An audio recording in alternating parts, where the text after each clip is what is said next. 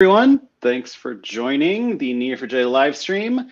My name is Will, and today we are joined by Dr. Jesus Barraza from London. Greetings, Jesus. Hi, Will. It's good to be here with you. I was saying that it's been a while since we had done something together, so great to be here. Yeah, for sure. So for those that don't know you and just joining, maybe to start us off, could you tell us just a little bit about yourself and kind of what you work on at Neo4j in general? Sure. Yeah, absolutely. So I'm Jesus Barraza. I'm based in our London office. So that's where I've been actually living for the last almost 15 years now.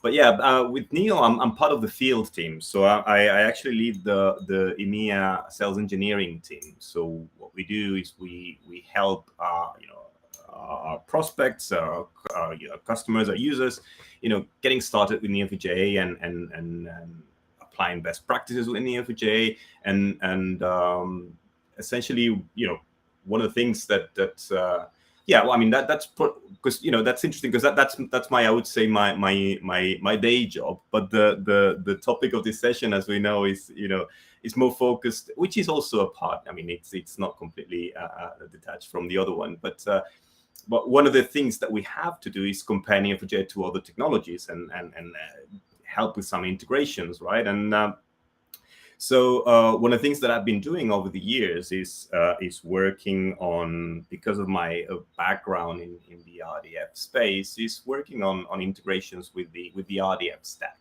which, as we all know, is also a kind of graph based on connected data points, but follows a slightly different approach, and we've touched on that in the previous sessions. So that's what I do. I mean, I kind of focus on like I say on the field work, but I spend quite a bit of time maintaining and working with the community around this Neo4j plugin called Neo Semantics as well, and that's probably one of the topics that we're going to be talking about today.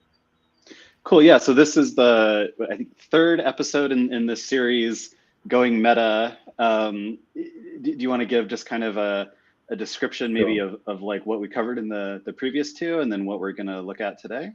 Yeah, absolutely. It's the first Tuesday, if I'm not wrong, of the month, and like you say, yeah, it's our third one. So that's which is great, because we've been talking about this for quite a while. So the first one, we I mean, like I mentioned, the idea with this series is to kind of explore this territory that's between the property graphs and RDF graphs, or try to talk about topics that are traditionally associated with the RDF stack, like semantics and things like that, and see how they apply to property graphs as well. So the first one, we went over a public dataset, which was actually the British Library catalog, which is public, right? And it's public through an RDF endpoint. And what we did is, before the session, we loaded into Neo4j, and we run exactly the same set of queries, both in SHACL, which is the query language for the RDF stack, and Cypher, which is the one in Neo4j.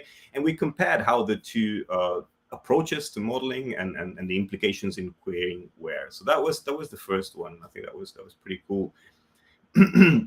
On the second one, we went over the topic of semantic search, right? And what does it mean, and how it can be implemented in Neo4j. And in simple terms, the idea is to be able to move from a search based on keywords to search based on concepts, right? Concept things, not strings, right? These kind of slogan that I believe Google came up with in the knowledge graph article.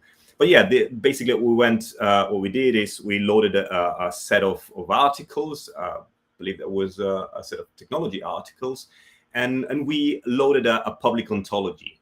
An ontology being a set of concepts interrelated related to each other. Actually, we extracted that ontology from Wikidata. So again, it was all based on public data. And what was interesting is when we modeled, the articles in Neo4j and extracted the topics that they mentioned and the summary, the title, we could, applying some NLP, and we used APOC for that, basically some entity extraction, we could link it to our explicit ontology. So basically, we connected the sort of the data with the metadata, or the facts with the organizing principle, the ontology, whatever you want to call it, right? And we could do things like, well, this article is about Neo4j and Kafka. But hey, Neo4j in our ontology is described as a concept that's narrower than graph databases, which itself is narrower than NoSQL databases. So you can put things in context, and then by navigating between one and the other, between your data and your metadata, your ontology, using these terms a bit loosely, we could do smart things like, you're searching for something about Neo4j, but you might find this other result interesting, and I could explain why. And the reason for that is because they share a common ancestor in the ontology. And similarly, we could do things like computing semantic similarity, which again is nothing more than exploring the graph. But I thought it was an interesting way of showing it in a simple session, because we didn't go over the planned hour, how to, like I say, load data, bring an ontology in, link the two, and start doing some smart querying over the two. So that's probably a long answer, but I think that gives a great summary of what the two first sessions have been about. So that's it. Cool. And so for anyone who missed those, you can find the recordings. Probably the best place is the Neo4j YouTube channel. I'll drop a link to that in the chat to find those. Cool. So that's what we covered previously in the Going Meta episodes. Can you give us maybe a description of what we're going to look at today? Sure. Yeah, absolutely. So the plan for today is to look at how to keep the shape of your graph, the structure of your graph under control using a W3C standard called SHACL. So that's the plan today. SHACL is becoming quite popular, not only on the RDF side of the spectrum. I mean, RDF users are finding it particularly useful and becoming very popular, like I say, but also our neo-semantics community are getting a lot of interest in it, and there's a lot of questions in the community side. So I thought we could spend a session showing, well, first of all, what it is, because we've been supporting it for over a year now in neo-semantics, and so I'll go over what SHACL is, how it can be used in Neo4j, and run a kind of a small hands-on example during the session. So and take any questions that may come up. So that's the idea for today.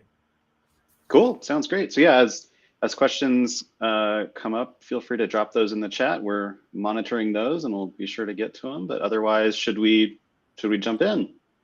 Perfect. So let me. I'm going to start just to open with a couple of slides. So I'm going to. Well, in any case, I'm going to share my screen because that's going to be needed anyway. So let me know when you can see it. Oh, interesting. Somehow Chrome is being a bit funny. Oh, right. So I have to. Is this the permissions walkthrough? That's right. Yeah, exactly. I was not expecting that because I've been connections screen until it's quit. Oh, interesting. So I'm going to have to. Do I have to leave and rejoin for that to be? What do you think? I mean, is that? I suspect I will. We're gonna have no alternative. Shall I go ahead and do that, Will? Yeah, sure. Go ahead. I'll okay. Tell some dad jokes while you're gone. Perfect. So I hope I'll be back in no time. Sorry about that. No worries.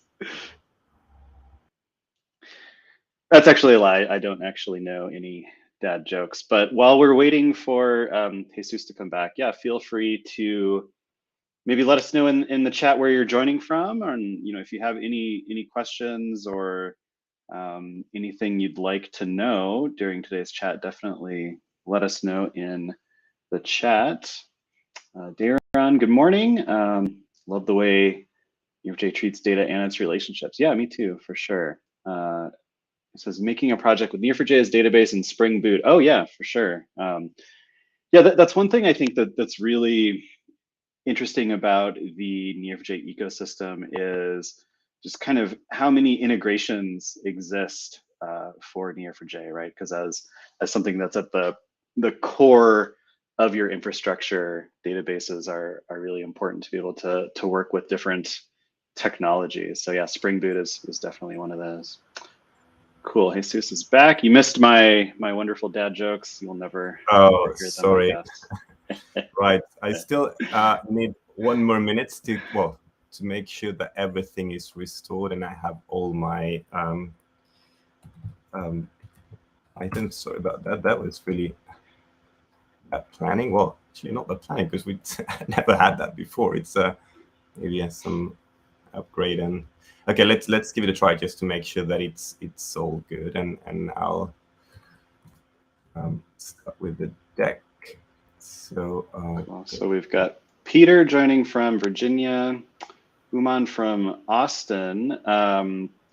We have Graph Connect coming up in Austin, which is our usually yearly in-person conference, although that has not happened in a few times. This will be our first iteration of Graph Connect in person in a while. It'll be in Austin in June. So Human, I hope you can join us for that. And then we've got Milan from Glasgow. Great. Thanks for joining, everyone. I will. Cool. I hope you can now see my around a bit. Well, looks good to me.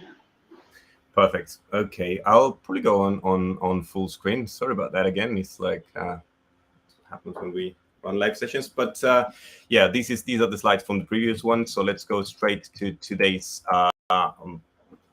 content. Right. So like I said before, the plan today is to show how you can control the shape of your graph with SHACL. Right. So what's the problem that we're trying to solve? So we want to be able to report on, or as we will see, also possibly maybe enforce the structure of the graph without having to write a series of custom Cypher queries, right? We want to define it declaratively, and that's what SHACL is going to let us do, and have it run by a SHACL engine in Neo4j. So the kind of things that we will want to do, for example, the ones that you see there on the slide, right? So I want to say, hey, the property, the phone property in my customer nodes, I wanted to match this particular regular expression, right? So I wanted to follow that particular structure. Or I can, so I can apply these shapes to attributes, to properties of nodes, but also to relationships, right? I can say, hey, I want a product to be connected to at least 3 suppliers, right? So the cardinality of my relationship, whatever it's called, as we'll see it in the model later, I wanted to have this minimum or maximum cardinality, right? Or for example, a supplier has to have one and only one name. Again, that would be another flavor of a cardinality constraint, probably on an attribute and a property rather than on a relationship.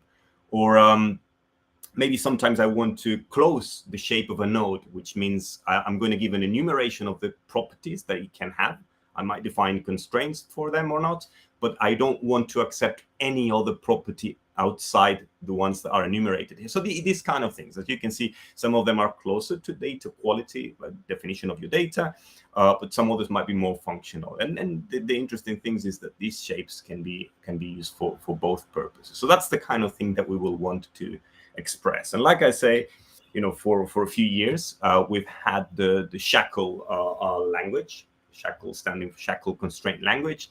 As you know, these W3C community like to use these, I don't know how you call them. It's like OWL that also contains, ontology, something language that it's not just an acronym, but an acronym that contains itself in a weird way. But anyway, so like a recursive acronym, something like that. Yeah, exactly. Maybe we could just kind of touch on a couple of like vocabulary concepts here, right? So you're talking about the structure of the graph, so kind of like the data model, and is this a similar concept to like schema, data model structure? Like are those, and how does ontology fit in that? Or are those all kind of like similar concepts that we're talking about? Great question. Yeah. Well, when I talk about structure, I mean both internal. I mean, I normally refer to the, especially when I compare the property graph with the RDF graph, which is based on triples. I normally say that the main difference is that we work at different levels of abstraction, right? So we have our building blocks are not triples, are not statements. We work with nodes and relationships, and those have internal structure. And a node is a rich object that has things like a label and a collection of key value pairs. So it has an internal structure. So that can be one interpretation of what I mean by structure. So you can control what's the shape of a node, but you can also control the structure, external structure of the node, or in other words, the structure of the graph. How does a node connect to other nodes through relationships? What's the cardinality of those relationships? What are the types of the nodes at the other end of a relationship? Things like that. So that I use probably structure in a pretty loose manner, but I mean both the internal structure of a node or relationship, but also the shape of the graph in the general form. So that was question one. The other one is very important, and is how does these all relate to ontologies?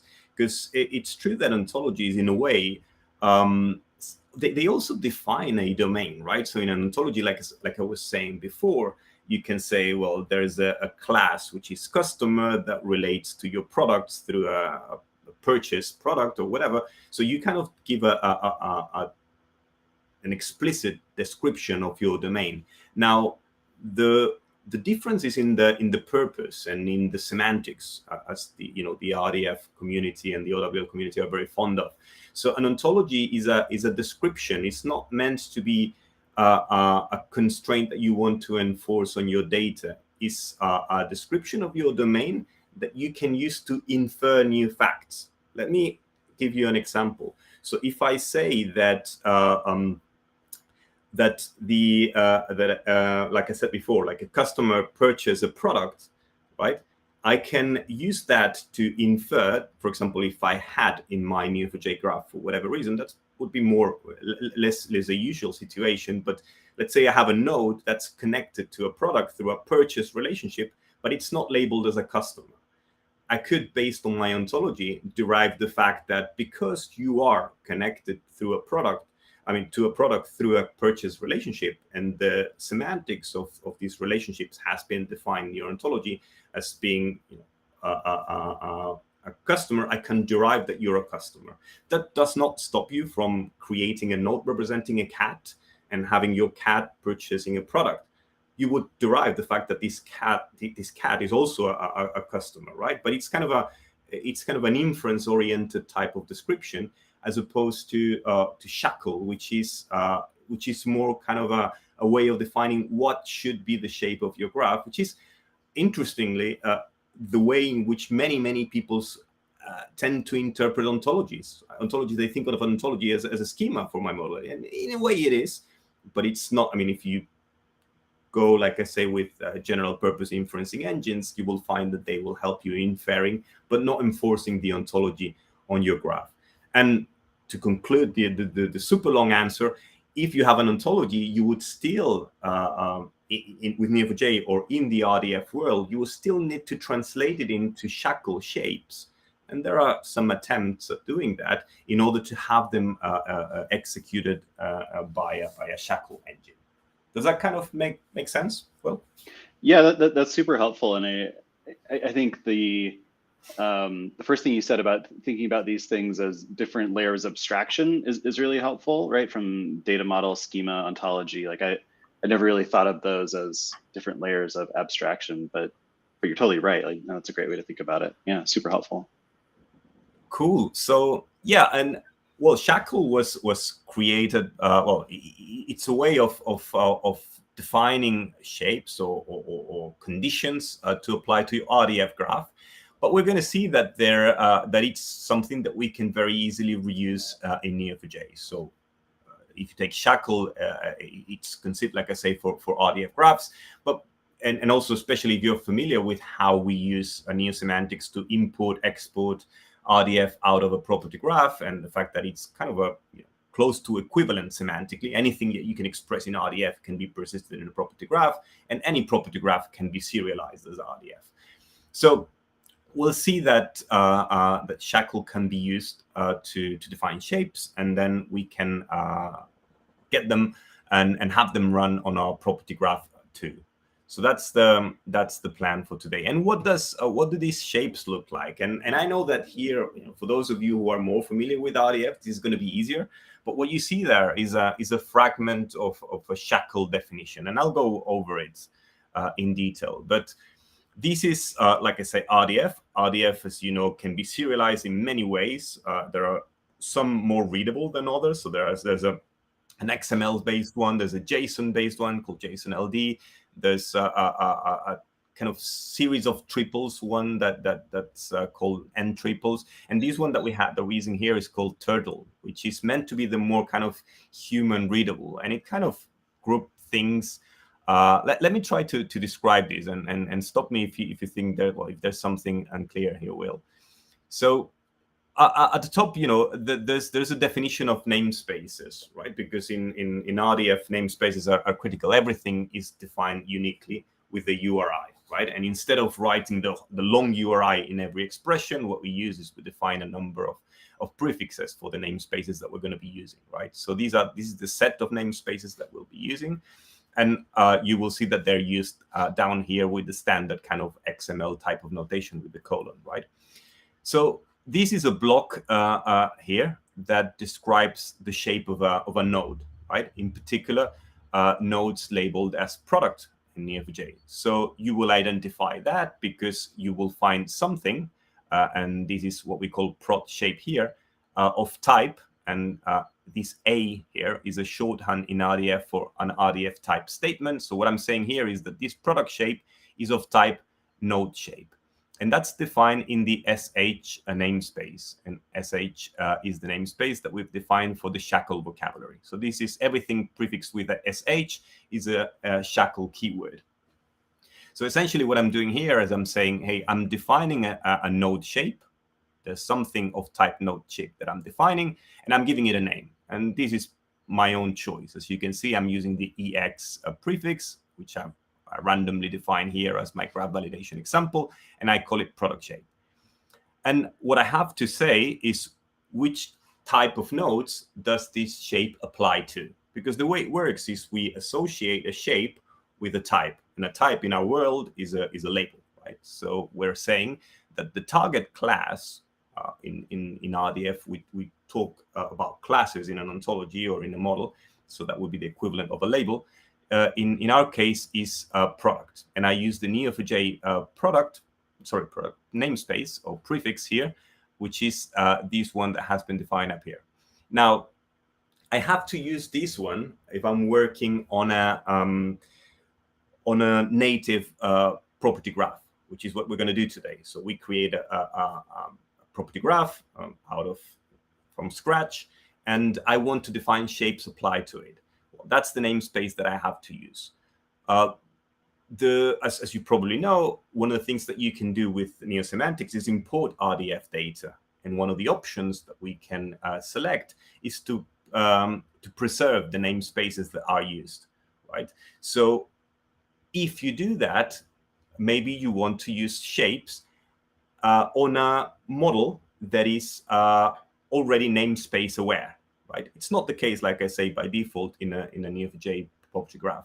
But because these shapes also work in that case, and we might be in scenarios where I'm importing RDF data from different sources, and I want to be very, very precise about which parts of my graph this shape applies to, then we have enabled the possibility of using the full namespace here. But in our case, let's stay simple. We're going to be working on a native property graph, the movie database, the one that that's created out of whatever CSV files, reading from a database, whatever. It's not the result of importing RDF. It's just our normal Neo4j graph.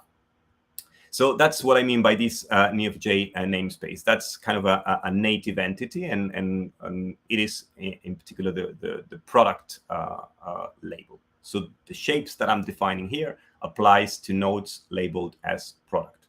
And then we have a sequence of blocks that are grouped under the property block, right? Which is a set of constraints for a given property or relationship. In RDF, they don't make any difference between a property and a relationship because it's the same. It's just a triple.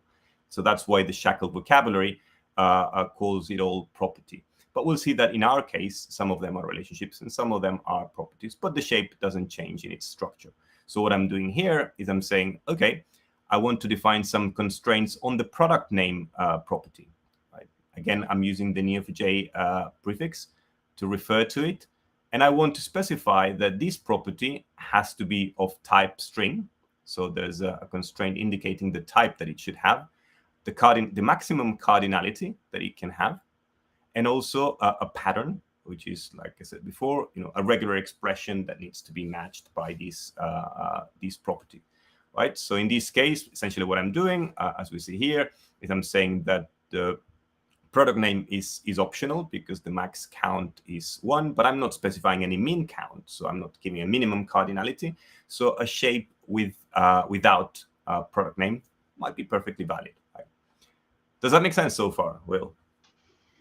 Yeah, I think I'm with you so far. I guess one question that comes to mind is about the namespaces and where they come from. And it seems like some of these namespaces are like well-known standards that we can borrow from, like W3 org for XML schema, but others we have the flexibility to create ourselves and use those. Is that right?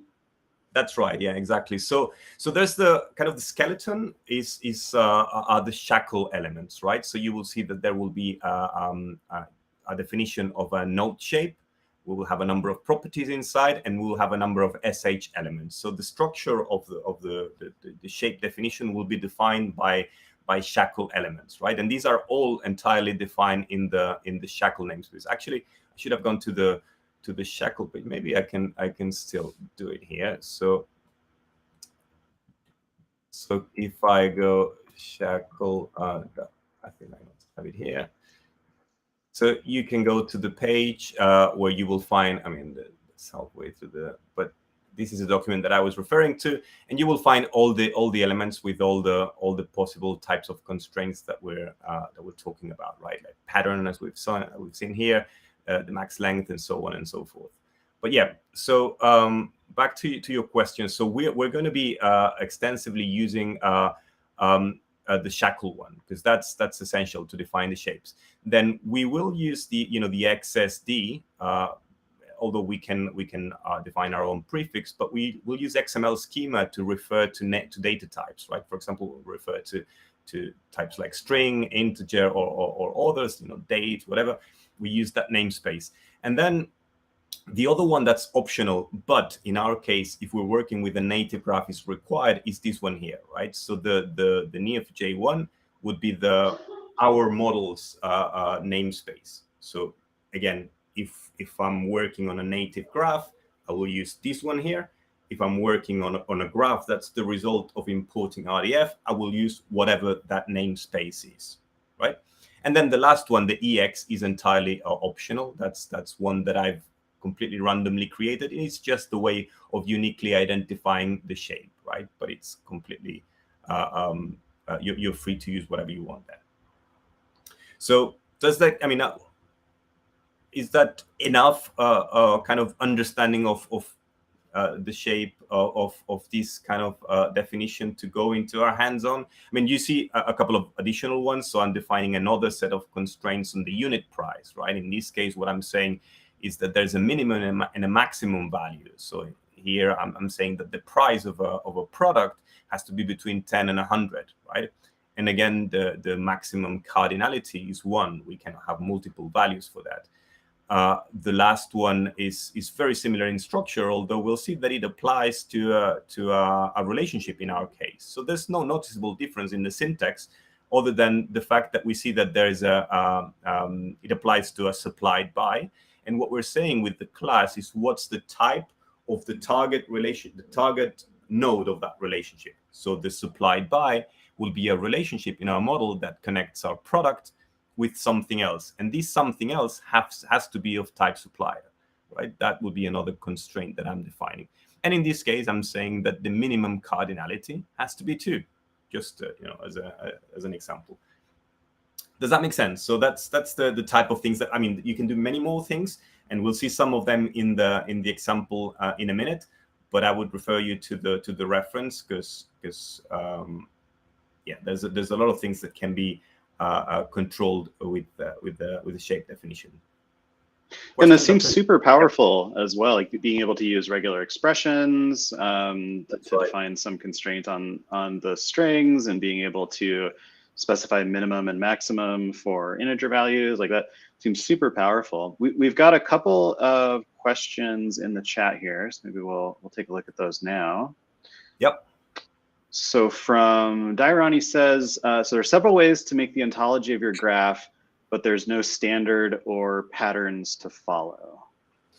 Let me see if I understand it right. So there are several ways to make the ontology of your graph, but there is no standard or patterns to follow. I'm not sure I totally understand. I mean, you can. I mean, the thing with the graph is that you don't. I mean, the ontology is optional, right? So the reason why we want to make it explicit, like I was saying before, I mean, one of the powerful things about Neo4j and NoSQL stores is that you're free to write to it without defining up front what your graph is going to look like. So you can create a node of type person, you can create a node of type product, you can connect the two, and you know, and there's basically total freedom, unless you want to limit that freedom.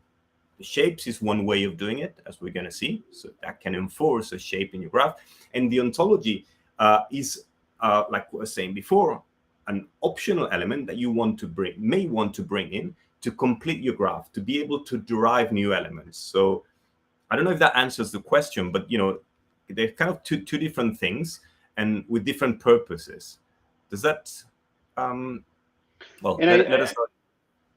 And I think all of the rules of graph data modeling still apply here, right? So the idea of when I want to represent something as a node versus a property, well, if I can, the way I think of it anyway, is if I can uncover something useful by traversing through a node that I couldn't otherwise by having it as a property, then I probably want to model that as a node. So I think all of those sort of graph data modeling, call them axioms perhaps, still apply in this case, right?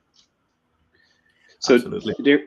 Darren's also asking about maybe comparing GraphQL to SHACL. So is SHACL kind of like the schema in the GraphQL world? Well, that's a good question. Maybe I would ask you for help on this one. Well, what do you think? How do they relate? I mean, my understanding is that a schema in SHACL is kind of more of a view on what part of your graph you want to expose to your consumers rather than. But you know, go ahead. I mean, probably you have a different opinion. Yeah, I mean, I think there's different use cases, it seems like to me, for GraphQL and SHACL and RDF in general. I think, you know, with GraphQL, we're building an API. So we have a specific use case in mind that we're specifying the entry points into our API. We're specifying how you can query it, right? Like what filter field arguments exist for filtering and this kind of thing. And certainly in GraphQL type definitions, our ability to express sort of like these constraints in the structure are, I guess, not as powerful as the example in SHACL that we see here. I can say, for example, that, you know, a price of a product is an integer, but I don't have the ability to specify, you know, minimum and maximum for it. That sort of thing. I guess not built into GraphQL. There are kind of extensions to GraphQL that make that possible. I guess maybe this is something interesting to dive into. So GraphQL has this ability to specify sort of custom logic that extends kind of like the basic functionality of GraphQL, called schema directives, which are like annotations. And so I could have some plugin that's going to read the value of something that I put in these schema directives that would allow me to then specify as an annotation the minimum and maximum value for the unit price, perhaps. But then I have to have in my server code somewhere to enforce that. And for the Neo4j GraphQL integration, we have lots of different schema directives that are built in that do things like map fields to cipher queries and this kind of thing. Is SHACL extensible in that way? Can I have sort of user-defined logic that I can add in there through annotations, or do I just kind of get the functionality that's built into SHACL? I mean, it is, and I know that some vendors, especially on the RDF side, have extended it. I mean, as long as the problem,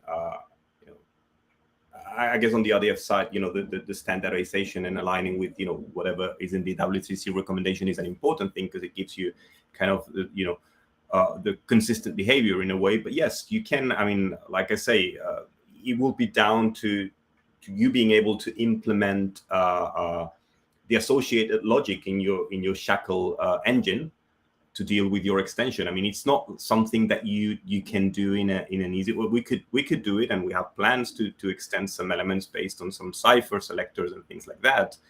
But I mean, while it's possible, it's not the kind of thing that you would easily do on a per project basis. I would say if you own a SHACL engine, you might consider adding extensions to it to offer additional flexibility.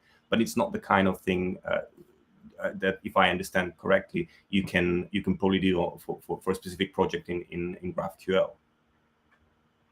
Got it. And we've got one more question from Daniel, who's asking about where in our architecture the shapes are validated. Does this happen in part of the graph database, or does this happen in the application logic?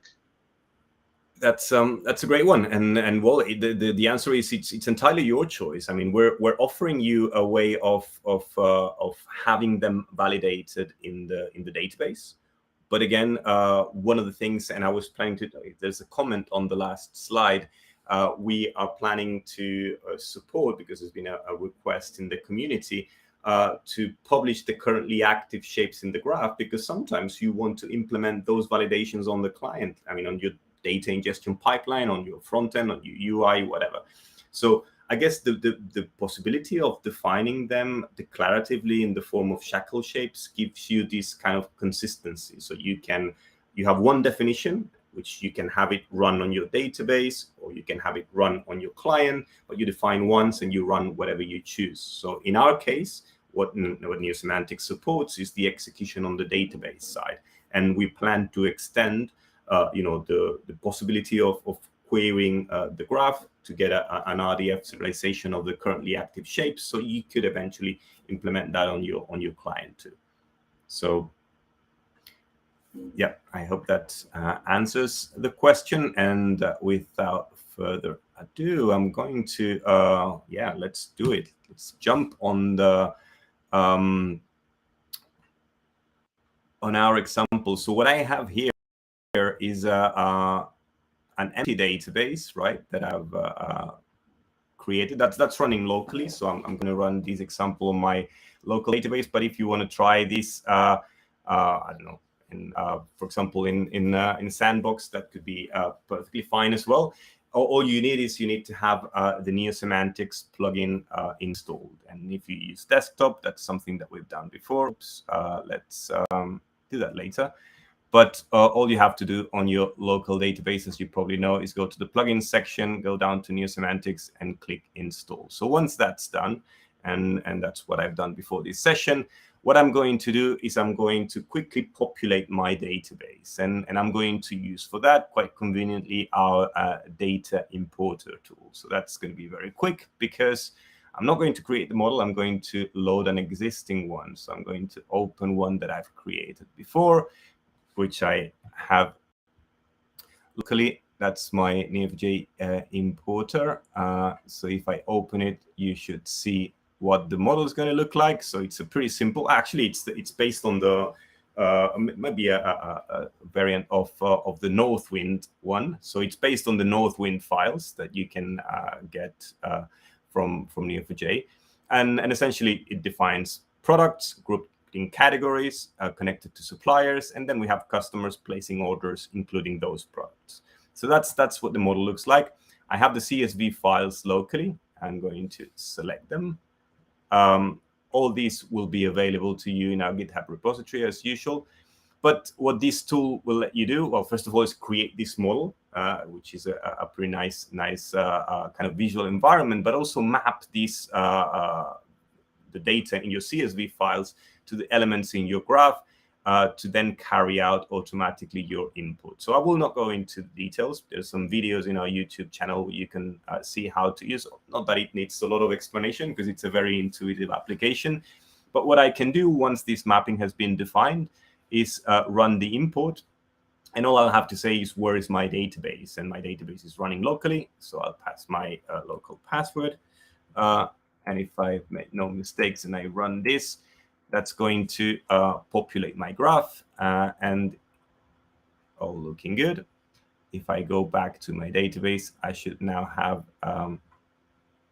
here we go. So we have the elements that we have seen in the previous model. So we have customers, and customers place orders. Like we saw before, orders will contain products, and products, as we saw, well, they're included in other orders, but they're also connected to suppliers, and they're grouped in categories. I mean, I won't spend too much time on the model, but that's pretty much, like I say, it's the Northwind one. So we have the data, right?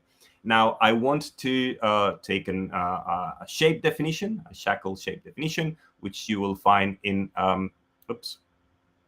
in our GitHub repository. Hopefully, come on, let's. Yeah, so I have a going meta folder, and in session 3 you will have the shapes. So if we go to the Northwind SHACL, you'll see something very similar to what we just saw on the screen, right? So it's a bit more extended, but it's pretty similar to what we just saw. Let me grab a fragment of it and see how the mechanics of importing it and running it would be like. So you have the namespaces, and we're defining a shape for suppliers, right? And in particular, we're restricting the name, the pattern of the name, then the cardinality, and the data type. Let me grab just this fragment instead of taking the whole thing. So if I copy this and I go back to my graph, what I'll do is I'll call my neo-semantics. Let me do that here, and as validation. You'll see that there's a couple of input methods, as usual in, if you're familiar with neo-semantics, all the RDF ingesting methods have both a fetch and an inline flavor. So the fetch will take a URI and go get the RDF from that URI. The inline will take the payload directly in the request. So in this case, because I want to run it on a fragment only, I'm going to do it like that. I have to specify the serialization format. And like I said before, this is turtle. So all I'm going to do is I'm going to paste the fragment that I took from that file. So what I'm defining here, there's namespaces at the top, is that the suppliers will have a property called company name that has to match this regular expression and has to have a maximum cardinality of 1, and it has to be data type string. So for now, let's just load this one. And if I make no mistakes, what we see is a kind of a listing of these loaded shapes in a much more readable form. So it's not RDF anymore. We see the target indicating the label, the type of nodes that these applies to, the property or relationship that the restriction is on, and then the key and the value. So I'm restricting the data type to string, I'm restricting the pattern to this regular expression, and the max count to 1. So these are the currently active shapes. So I can get them at any point in time by calling the antennas validation list shapes. So there's a list shapes method that we can run, and we'll get exactly that result. So okay, the shapes are loaded, and what that means is that they've been ingested in Neo4j and they've been compiled into an executable form. So now we can validate our graph, the graph that we have created from these CSV files and that we explored briefly, according to these constraints. And the way that's done, it's pretty straightforward. So we just need to do, there's another method called validation, which is validate. Very simple. There's again, there's different flavors of it, as you can see. There's validate set, and there's validate transactionally. The validate, which is the default one, will run all the currently active shapes over the whole graph. The validate set will just apply the validation to a set of nodes that I will pass as a list. So if I want to just restrict the validation to a portion of my graph, I can do that. And then the third one, which we probably won't cover today, is the one that we can run in the context of a trigger to have these validations applied transactionally. But we'll get back to that in a minute. Let's do the basic validation, and these will effectively check that the graph that has currently been loaded respects the shapes that I've defined, or if there's any violation, it will be listed there. If you remember, I mean, the regular expression that I define is pretty silly. It's just for the example, but I'm saying that the name of the company name of a supplier can be anything starting with a word character, and that it cannot contain the ampersand character. So because there's one that contains the ampersand, which is this guy here, well, it's returned as a validation, as a violation of the constraint. And the kind of summary that we get is we get an identification of the node that's affected by that. And this is the internal ID of the node. Its type, the unique identifier of the shapes. I'll get back to that because it's a dynamically generated value, but we can take control of that. The shape that has been violated, so it's a pattern constraint component, and this is the SHACL formal name of that type of constraint. And this is the offending value. So this value is not matching the regular expression, and the property that contains that value is company name. Right? And we have a severity associated with that constraint, which by default, because I did not specify it, is, we call it validation, a generic SHACL validation. Sometimes the result message adds some additional information about it, but in this case, it's pretty straightforward. So there's a regular expression not being matched. So that's the kind of summary. So this way of operating, like I was saying before, will not stop you from loading data into the graph that does not match the constraints. So this is, in a way, a soft constraint definition. We run it after the fact, and we produce a summary of what violations are there. We have other ways of running it, and we'll see that in a minute. How can we, I don't know, modify that? Let me do something silly. For example, let's take a supplier, and let's say with S, let's limit it to 1. I'm going to set as a supplier, no, we said company name, right? Company name. I'm going to set 2 values, right? Something that's not legal, because we said, you still can see it here, that the max count of the company name should be 1.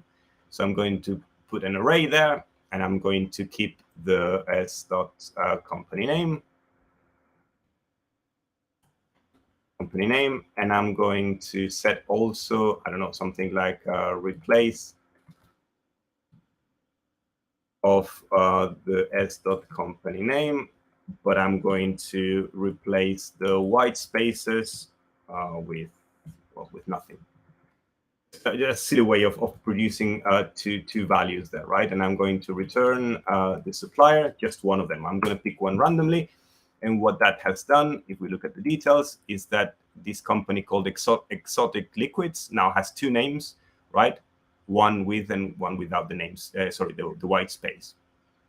That, in theory, it's not a valid thing. So if I come and rerun my validation, that should bring up an additional error. There you go. So now we have another one, different one, node 85, which is consistent with what we saw here.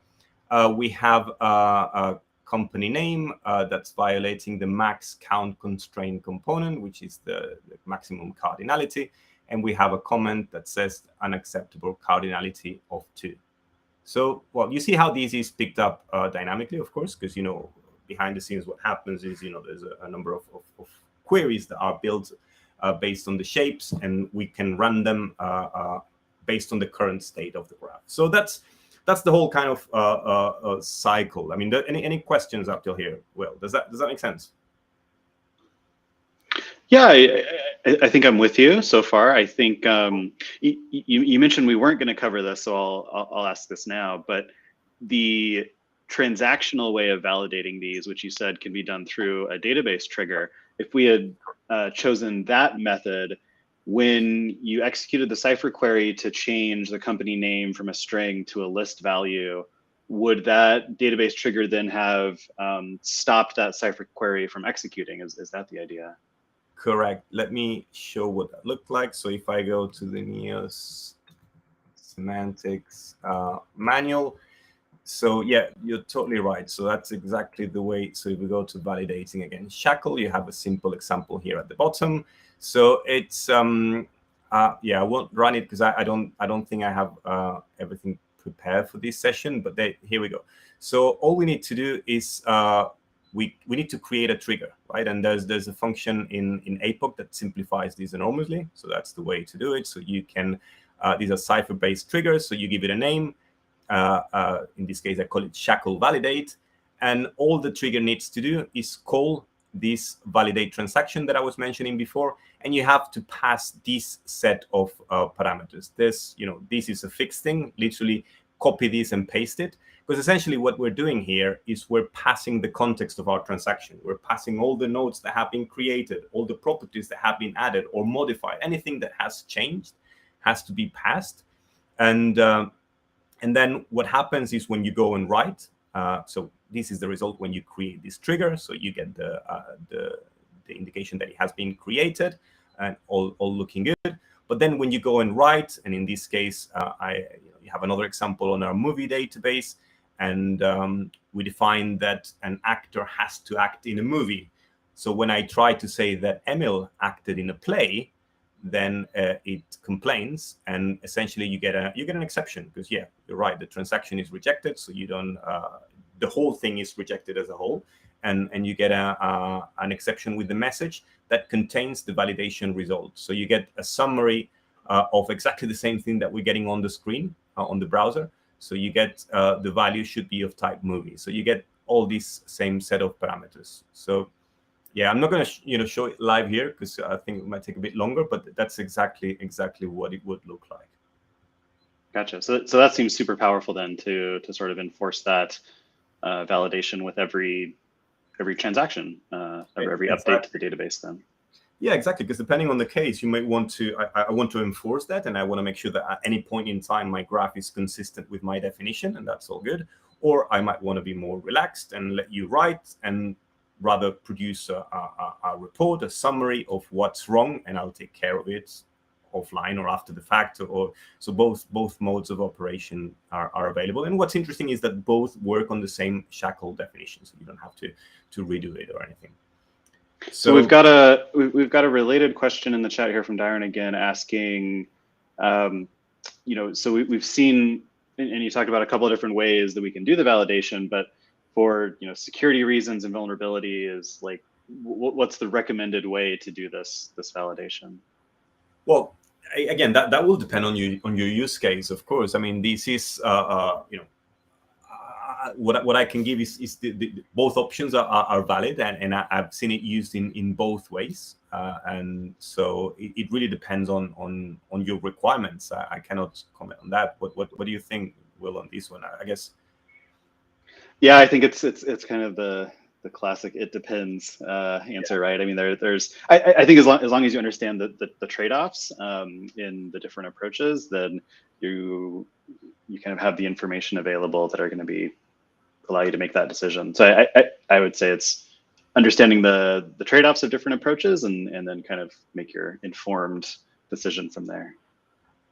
That's right. Yeah. So let me continue with the plan. So I've shown how to take just a small fragment of these shapes and use the inline mode to import it and have it run. But the idea is that I can take the whole definition, right? And I'm showing here more options. And like I say, this is open, and we'll share that with everyone. But you can do things like you can provide enumerated lists, right? For example, in the country field for a supplier, you can say, well, it has to be a string, or it needs to match this regular expression, or it has to be in this list of valid countries. And if it's outside the list, then it's not a valid one, right? So there is an enumerated list, and which is using the SHACL in option. I mentioned before this idea of a shaped definition, of a closed definition. What I'm saying here is that I'm describing what a supplier looks like. So, and in particular, I'm restricting the company name and the country, but it has some additional properties that I'm explicitly ignoring. I'm not specifying any constraint on them, but anything outside this list of ignored properties, or the ones that have been constrained, is not valid. And that's what I'm indicating with this closed shape. So that's another way of saying, hey, that's the only possible structure of a supplier. So below here you have some other variations, but again, the same idea. I think this is closer to the one we saw before. So what we could do now is show the other way of loading the whole set of shapes. So I'll show I can take the link from this set of shapes and come back to my database, and I'm going to say, okay, I'm going to call the NTNS validation input again, but instead of calling the inline that I used before, I'm going to call the fetch. And the fetch, like I mentioned, takes a URL and fetches the content of this URL. The serialization format is the same, so it's turtle. So if I run that and I've made no mistakes, then I should get a longer list of all the shapes being imported, right? And again, I can list them using the validation list shapes, and even filter. And if you want to see the shapes defined for a particular type, you can, as you can imagine, you can do a yield and then filter on a particular. I'm thinking of cases where you have a longer list and you want to be able to have the subset that applies to product, for example, or something like that. So now we have the shapes loaded, and the mechanics are identical, right? So all I have to do is do a call NTNS validation validate, exactly the same thing I did before, except that now I should get a longer list of violations. Oops, that dot shouldn't be there. And that will produce 124 violations there that I would like to make sense of. And probably just to nearly conclude, I'm going to show a nice way of visualizing this this summary of constraint violations, and I'm going to use for that a nice graph app that you might be familiar with, which is called Neodash. So let me open it here. So Neodash is a very nice and intuitive to use graph app where you can create simple dashboards on your graph data. So let's create a new one on my database. So that connects to my database. Well, I won't go into the details. You can do loads of different types of dashboards. But again, I'm going to import an existing one that I previously created. I'm going to select it from a file, and I have conveniently this one here, that if I load will show me something like this. What am I looking at? Well, some things that you probably are familiar with already. So you see a list of the currently active shapes. So that's exactly what I was doing with the list shapes, right? So it's putting on a nice list all the currently active shapes, right? Here I'm producing a summary of the currently active violations by type. Right, so there's a violation of the minimum cardinality constraint, maximum cardinality constraint, some regular expression, and so on and so forth. Again, all these important to remember. They're all backed by simple Cypher queries, very similar to the ones we've just been seeing. So all I'm doing is doing the validation and doing an aggregation by a type of violation in this case. And then we can still produce a summary with all the details that we were seeing also in the browser. So yeah, let me take a pause here. But that's roughly most of what I wanted to share today. So questions. I mean, is there anything coming from the attendees, or anything that you think was not entirely clear, Will? One more of a comment, really, that I want to point out that I think is really fascinating here is just the sort of rich ecosystem around Neo4j and the different like plugins, graph apps, tooling that we've used, right? So we use the, well, of course, Neo semantics plugin that has a lot of this like RDF and SHACL logic. We use the data importer tool for importing from CSV without writing any code. Now we're using NeoDash to create this dashboard. Like it's amazing to me, all of the different sort of tooling around the database that's available. It's super powerful. I totally agree. That's yeah. I was thinking, if I had to run a session all browser based, showing all the code, it would be a lot more boring than being able to put it nicely on a dashboard and loading it from the data import. It definitely makes things a lot nicer, and I guess the experience of anyone who wants to try this much nicer. So yeah, absolutely, I couldn't agree more with you. Let me actually, if I can go to a concluding slide that I've put on what was, what else, what did we not cover today, and although some of these came as questions, right? So this one you brought it up. Well, so another thing you could do is enforce your constraints by applying them transactionally. So I wasn't planning to cover it, but we mentioned it, so that's great. This other one, you also asked it as a question, so you really clearly anticipated all that. So what if I have an ontology? What if I want my graph to align with my FIBO ontology if I'm in finance, or with schema.org, or with whichever my domain ontology is? Well, as we mentioned before, the first thing you're going to have to do is translate your OWL, which I suspect will be your ontology language, into SHACL shapes, and then you're off. I mean, you can just do what we just did here. You can ingest them in Neo4j and have them validated. So all these things that that might be next steps, next things to try. The code will be shared, of course, and then what's coming up? I think probably just a couple of comments. So you probably have noticed that every time I load a new set of shapes, it kind of overwrites whatever set of shapes existed before. So one of the things that has come from the community is being able to be a bit more granular, right? Be incremental. For example, I want to add another shape, or maybe have different owners of different parts of the graph contributing shapes that not necessarily override each other. So so I control the suppliers while someone else controls the products. Right, so this kind of level of granularity is something that we're working on. I also mentioned the possibility of exposing with the same level of granularity the shapes that are currently active. Sometimes, like we were mentioning before, you want to use them to populate a form, on your UI, right? To generate the data that populates the graph, or to run the validations externally, like someone was asking.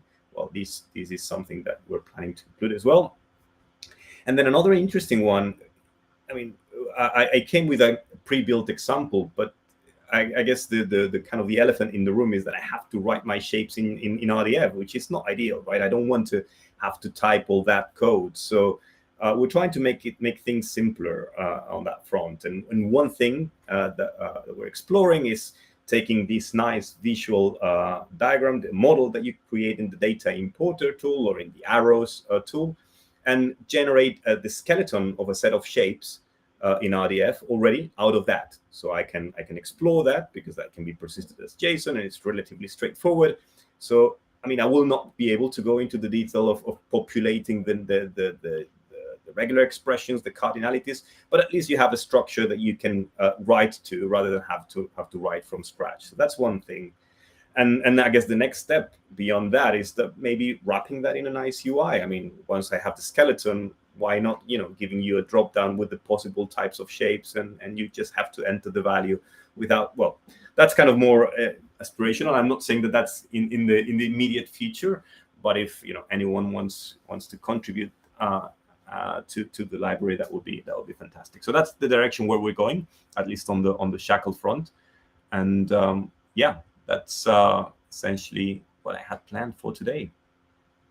Awesome. Well, thanks a lot. Do we have time for maybe one more question? Sure. Yeah. So this question is about using Docker. So if we have the validations for our data structure, and we are publishing this on GitHub in a Docker file. how do we sort of set up putting the validations in the database in our Docker file? Would that be maybe setting up a shell script to load the SHACL using in our Docker file somehow that way? Yeah, I would say so. Yeah, in your Docker configuration, you would have to specify that you want semantics added to your Neo4j deployment, and then you will probably have some sort of init script, right? Something like when the service starts, run these NTNS validation input, and let's say you're loading your shapes from a URL in GitHub, like I did, right? So that would be the first, the initial step, and you would have the shapes preloaded when you start your instance. I would say that's one way. I mean, I understand the question is I want to completely automate that rather than having to run it after the fact. But yeah, I guess an init script. There's not much cipher that you need to write, as you've seen. It's just the validation RDF input, I believe was the name of the method, and you just pass the URI of the document containing the shapes, and you're off. And probably wrap that in like cipher shell or something like that. Yes, In exactly. the shell script. And then that's a good point that you had at the beginning there, is making sure that semantics is installed as part of your Docker setup, which I think you can do just by setting an environment variable. Is that right? That's right. Yeah. And if you plan to use, to define the triggers, like we said before, you're also going to need APOC, right? Which is the easy way of defining triggers in Neo4j. So these would be the two required. Cool. And I dropped a link in the chat to the installation instructions for semantics specific to Docker in the chat. So check that out. Cool. Well, I think we are over time for today, but thanks so much, Jesus, for walking us through this today. It was super, super interesting. I think you said the first Tuesday of every month is this Going Meta session. So first Tuesday in March, you'll be back. Exactly. Yeah, that's the plan. So the next one, yeah. Well, we still have to think what the topic is going to be, but yeah, that's we'll figure that out. Cool. And in the meantime, we have every Monday, Michael and Alex digging into some interesting data sets, playing around with Aura, and lots of other interesting things that come up from the community in the meantime. So definitely be sure to subscribe to the Neo4j YouTube channel or Twitch, whatever your favorite platform is there. But we'll leave you with that. So thanks a lot, everyone, for joining, and thanks, Jesus. We'll see you next time. Yeah, thank you, Will, for hosting. That was great. All right. Cheers, folks.